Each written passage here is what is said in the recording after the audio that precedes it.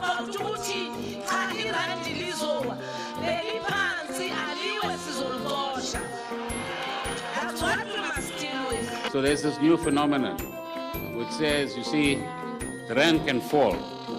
All you have to do is pick it up. So that was in 2017 when Nomvula Mokonyane said that if the rand falls, they will be able to pick it up. And obviously that shows ignorance in terms of what the economy is, what the economy needs. And let me tell you, it is 2025, and I can tell you that the ANC hasn't changed in that regard. And the leadership, the way they think in terms of the economy, what needs to happen, how can we resolve this issue of unemployment in South Africa. I want us to watch this clip that the podcast of the Nation, they were interviewing the spokesperson of the ANC, Mahlengi Bhengu, about what's happening in the country, the state of the economy, the incompetence of the ANC. You know, the usual stuff that we know the ANC to be. So let's watch this clip and I'll share some of my comments after that.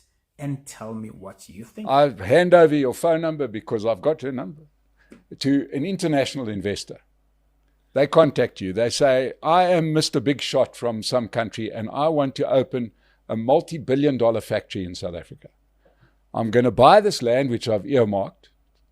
I'm going to build a big factory, right? I'm going to employ thousands of people.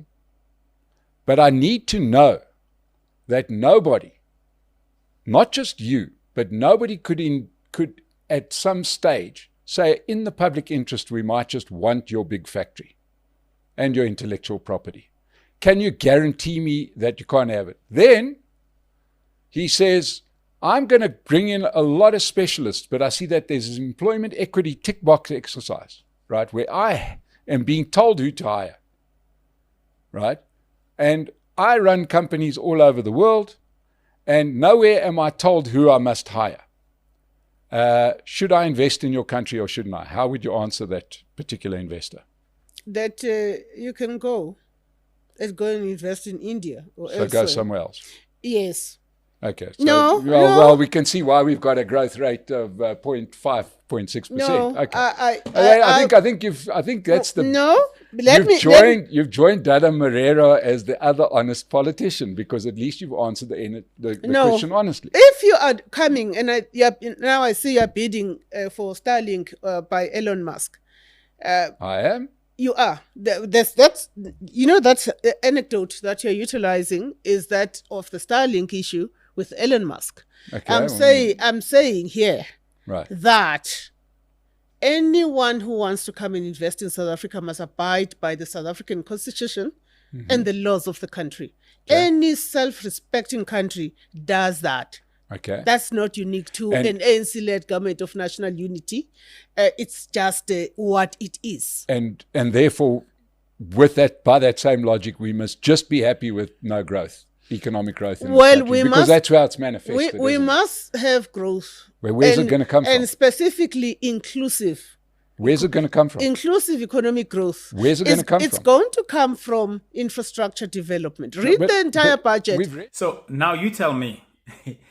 So if there is an investor out there that is seeking to invest in South Africa, and you hear comments like that, a leader of a ruling party in many ways, even though they're in a government of national unity, who says they can go to India to invest there. Now, I can tell you this person is out of touch. I can tell you this organization, ANC, is out of touch. They do not understand the gravity of the situation that South Africa is in at this present time. 70% unemployment among the youth, 40% unemployment in South Africa, almost over 11 million people who are unemployed at the moment in South Africa. The tax base in South Africa is sustained by something like a little bit over 5 million people. Now, you tell me which country in the world can be able to be sustained by that type of thinking, that we got laws and rules in South Africa. And therein lies the problem. The rules and laws that we have in South Africa, they are not helping South Africa to be able to prosper. They're not able to help South Africa to be able to get out of this quagmire that we are in. Low unemployment rate, we are unable to grow even at 1%. Believe it or not, 1%, at least 1%. that will still be bad anyway. But South Africa is unable to grow at 1%. And you still have this type of people in leadership. And the Minister of Finance who wanted to increase the VAT by 2%. You have a government that a foreign direct investment wants to come into the country and they are being told about BEE rules. Please tell me if there's still anybody who believes that BEE is working. And while you're still at that, you hear about the employment equity law that a minister in is it Minister of Labor and Employment comes up with these amendments that says from now onwards, if the country doesn't comply with certain tick box exercises, what's going to happen is that we're going to fine you 10% of your revenue. And you tell me if that is the attitude of a government that is aware that investment is needed. People need to be employed. That we need investment. We need business. You need to give business space to be able to do business, to employ people. As the 11 million people who do not have jobs, who do not know how to go about to feed their families, ask them if they will want a company to be doing BE deals in South Africa today in 2025. Or they just want an opportunity to be employed in order for them to be able to fend for their families. So in fact, I think I'm at the point where I'm not shocked by anything. These people are out of touch. South Africa, we need to do something. And I know we wait for the polls and all that, but I think it's our responsibility to expose them. It's our responsibility to, if somebody says, take that investment, take it to India. This is the person who's sitting comfortably in a cushy job in the ANC, in Luthuli House, getting their salary, a big salary, and all those things. This is the person who's got medical aid. This is the person who's taking her children to private schools if she's got children. This is the type of person who's got a medical aid, go to private hospital. They won't use the public hospitals that the rest of the people are using. So ANC doesn't seem to surprise anymore. It's the gift that keeps on giving. And what's so disappointing is that we have a weak opposition in South Africa. We don't have an opposition that's able to seize the moment and just inspire South Africans to vote for them, to get these people out of place. These people cannot govern. We've given them 30 years and they've been failing. I don't know what else we want to see with them as it were.